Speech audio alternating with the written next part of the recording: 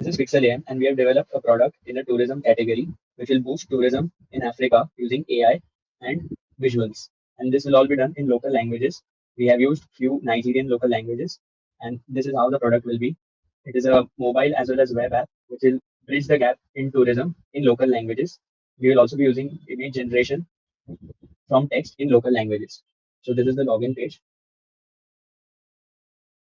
So once we are on the dashboard, as you can see, there is an interface and we have image language selection and we have a few different African languages here. So once I go to Yoruba, which is a popular Nigerian language, I will type in lang and this will be my prompt and this will give me a few phrases in English language. As you can see, it has given a few common words in the English language. Next, we will find the travel journal option and this will give us further information on our tourism. I'm asking it to give me a few places in Nigeria which I can visit. As we can see, it has generated 5 places to visit in Nigeria, and this will help us in making our travel plans much easier. Now, the next feature that we have is the map. This is the map that is generated based on my current location, and it gives me an overview of all the locations that I can visit. Once I click on anything, it will give me what that location is. This is a shopping mall. This is a lounge, which is close to my location.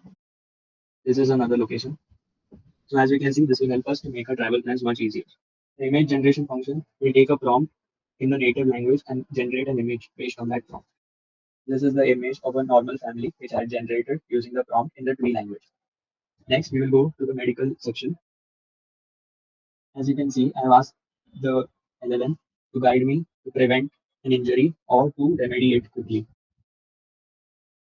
It also provides you with the details of available medical services around you. Next, we will look at the AI upscaler that we have implemented. If you go to pick an answer, this is the input image given to it, and it has upscaled it by quite significantly. And this is the output image produced. Similarly, this is an image of a monument which was given to it, and it has produced a significant result by upscaling it. Next, we will look at the captioning function. And this will be done by using a URL on the web.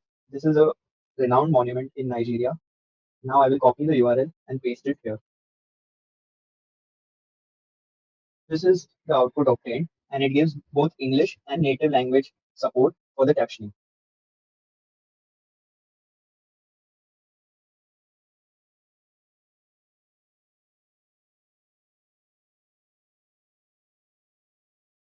Next, we will look at the medical assistance function. Here, we'll type at medical, and then I will ask it to give me a treatment for the image that I'm choosing. I will choose the image and I will open it and send it. As you can see, it has generated a response and it is giving you primary healthcare tips on how to prevent or save yourself from further complication. Next, we will look at the gallery function. This this will hold all the images that you have uploaded over time and will generate a collage pic. This is usually helpful when tourists are taking multiple pictures and sending it to the application. On updating the gallery and on refresh of the website, a new collage will be generated dynamically every time you log in. The next feature that we will see is the AR feature. This is a standout feature as it will help the tourists to interact with the local artifacts, especially those seen in a museum. As we can see, it gives an immersive 3D view, also supplying some key information to understand the context. This will help tourists to understand the cultural and historical importance of a certain artifact in a museum. This enriches the tourist's experience and makes it memorable.